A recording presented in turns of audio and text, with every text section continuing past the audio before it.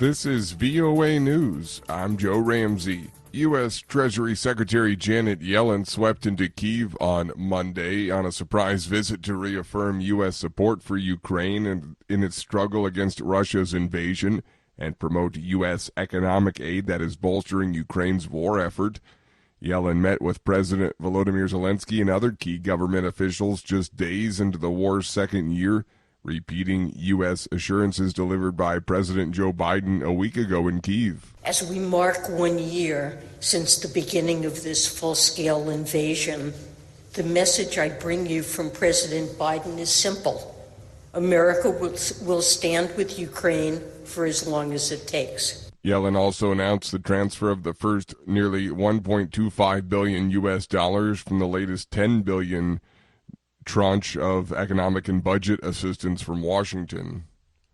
The British government says it's reached a deal with the European Union to resolve their long-running trade dispute over Northern Ireland, AP correspondent Charles de Ledesma reports. Together, we have changed the original protocol and are today announcing the new Windsor Framework. Speaking alongside EU leader Ursula von der Leyen in Windsor, Sunak says the two sides had agreed changes that will remove onerous customs checks on goods moving to Northern Ireland from the rest of the UK. Will work for all people and businesses in Northern Ireland. Von der Leyen says the agreement has restored UK-EU relations to the right footing.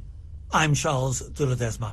Israel on Monday deployed extra troops in the occupied West Bank after a Palestinian gunman shot dead 2 Israelis and a Palestinian was killed when Jewish settlers rampaged through a village, setting fire to houses and cars. This is VOA News.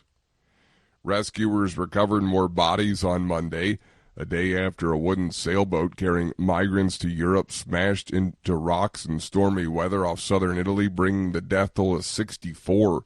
Reuters correspondent Chris Dignam reports. Debris lined the beach after the vessel crashed into rocks in stormy weather on Sunday, leaving scores dead, including more than a dozen children. Pakistan's prime minister said more than 24 Pakistanis were believed to have been among the boat's passengers. Rescuers said many Afghanis and some Iranians had also been aboard. Local authorities said 80 people survived the shipwreck, but as many as 200 may have been aboard the vessel when it left from Turkey, suggesting many more passengers are missing.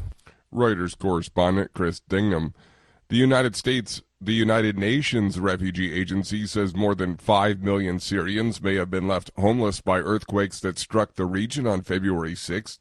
Dorian Jones reports from Istanbul. The fear and shock brought on by the February 6 quakes are now giving way to hunger, cold and desperation. Suhail al-Hussein Mohammed and her family have nothing after their house in Jindirish was destroyed. Now they survive on the little aid they receive. International aid groups and the United Nations are rushing aid into the Syrian rebel-controlled region, aware they're in a race against time as hunger and disease threaten those who survive the deadly quakes. Dorian Jones, VOA News, Istanbul. Florida Governor Ron DeSantis ratcheted up his feud with Disney on Monday by seizing control of the region around Orlando's Walt Disney World. Reuters correspondent Lisa Bernard has more. Disney loses self-governing status.